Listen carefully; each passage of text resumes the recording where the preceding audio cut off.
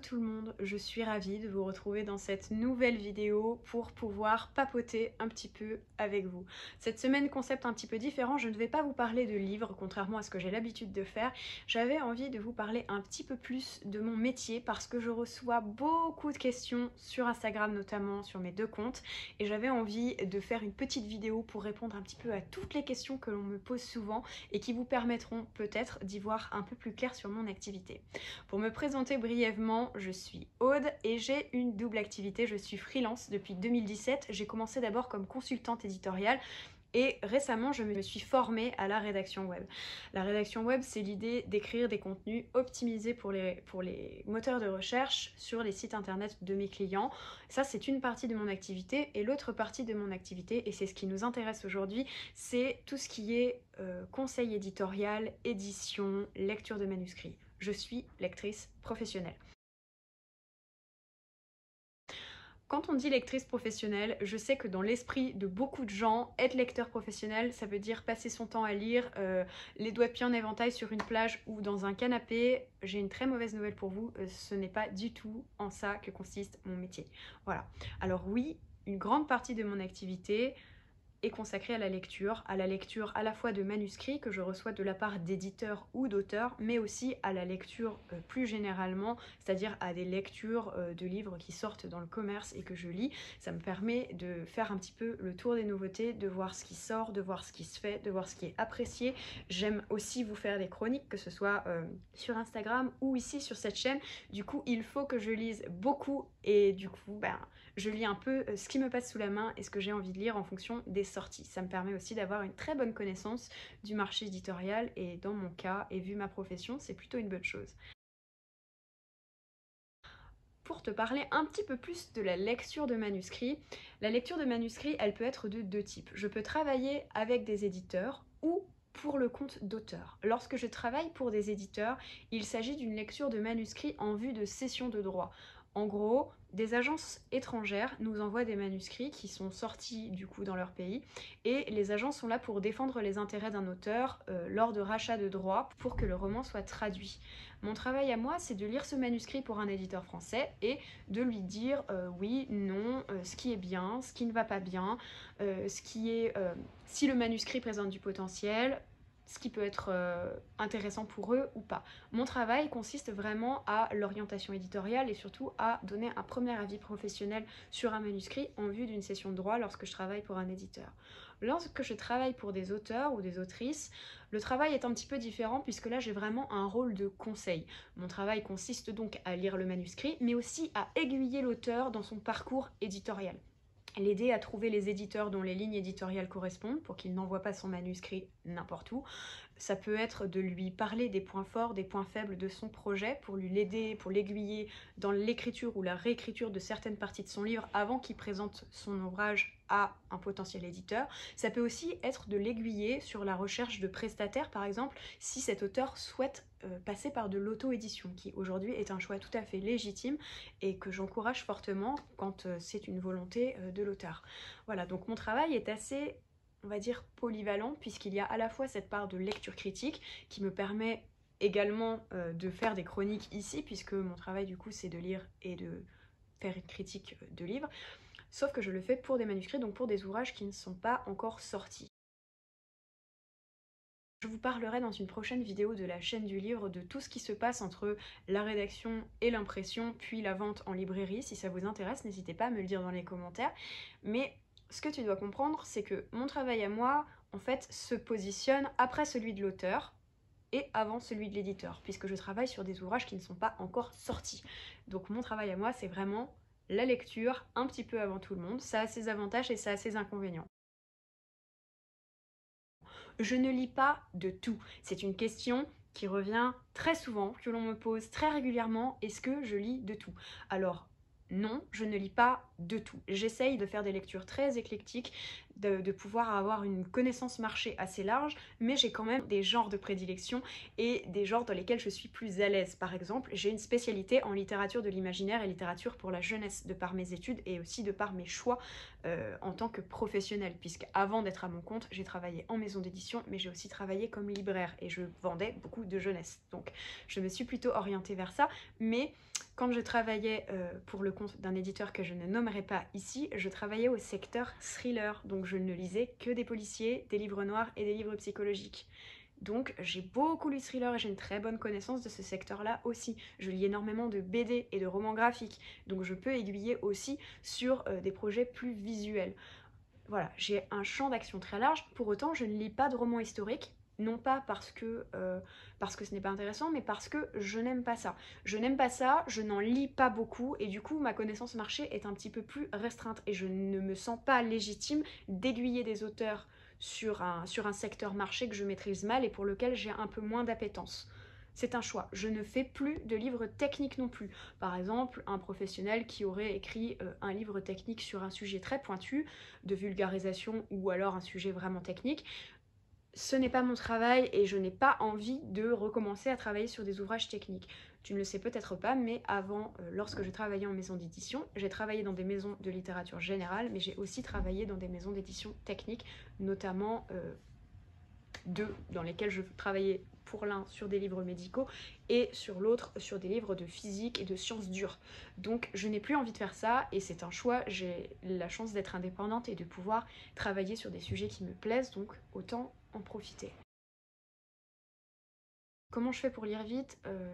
Je lis depuis que je suis enfant, depuis que je suis très jeune d'ailleurs. J'ai toujours lu relativement rapidement, mais c'est vrai qu'avec mes études, avec le fait que je suis confrontée à la lecture quotidiennement, j'ai des automatismes de lecture et des méthodes de lecture qui font que je lis très vite. Lire vite ne veut pas dire que je saute la moitié des pages ou que je lis les ouvrages en diagonale, qu'on soit clair.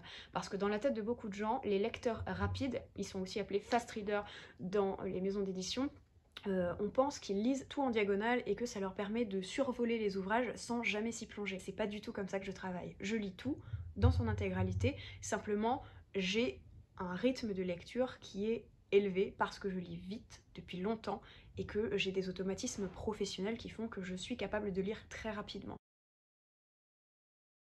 On me demande aussi combien de pages font les manuscrits que je lis.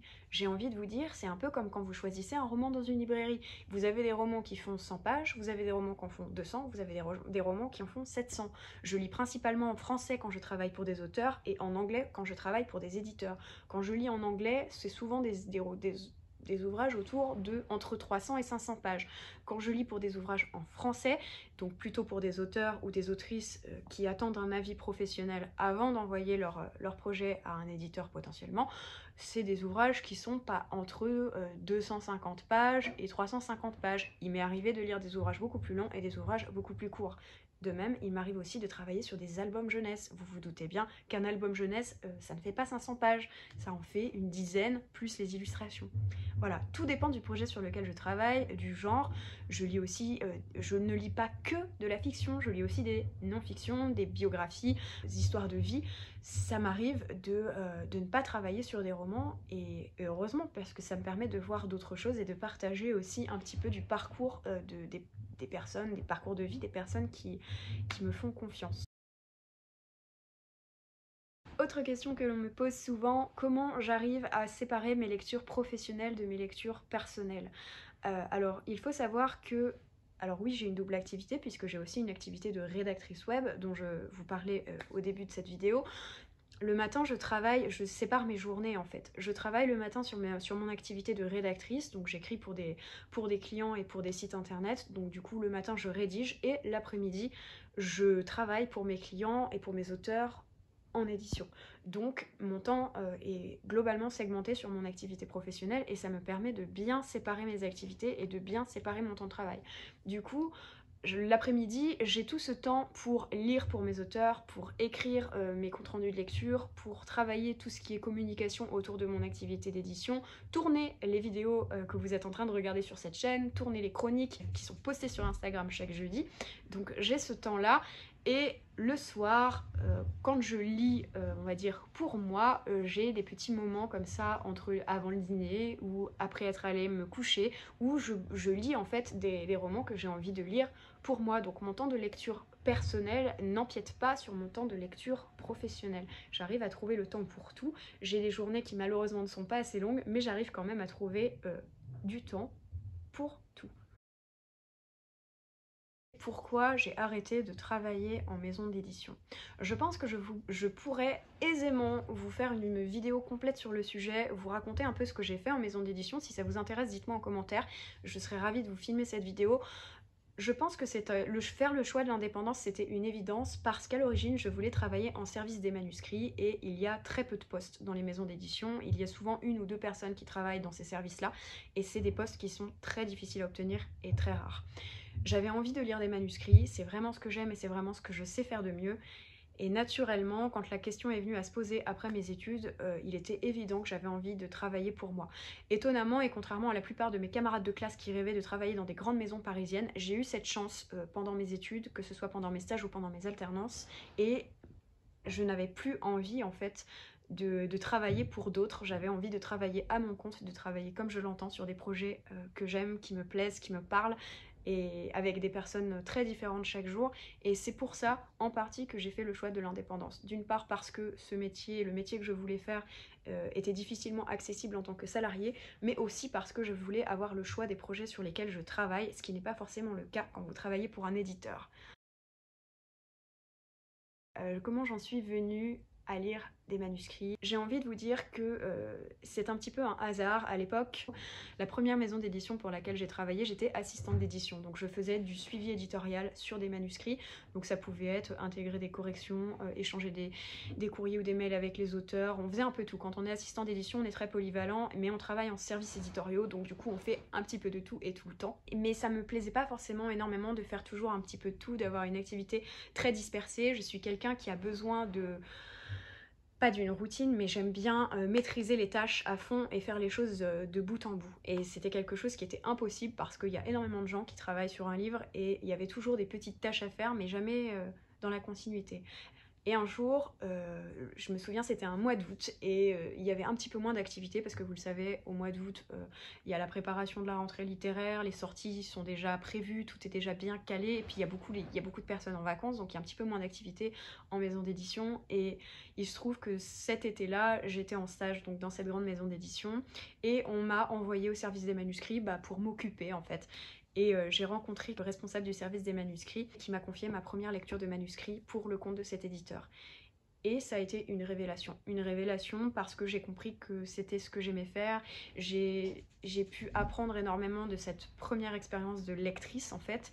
Et naturellement, j'ai commencé à développer un goût pour la lecture critique et j'ai continué et j'ai demandé de temps en temps des manuscrits jusqu'à la fin de mon stage et ça m'a vraiment mis le pied à l'étrier. Quand je suis partie de cette maison d'édition, le responsable du service des manuscrits m'a fait une lettre de recommandation qui derrière m'a servi pour tous les postes auxquels j'ai postulé et qui encore maintenant m'ouvre énormément de portes parce que j'ai appris énormément. C'est comme ça aussi que j'ai pu être lectrice externe pour un éditeur pendant plus de 3 ans avant d'être à mon compte.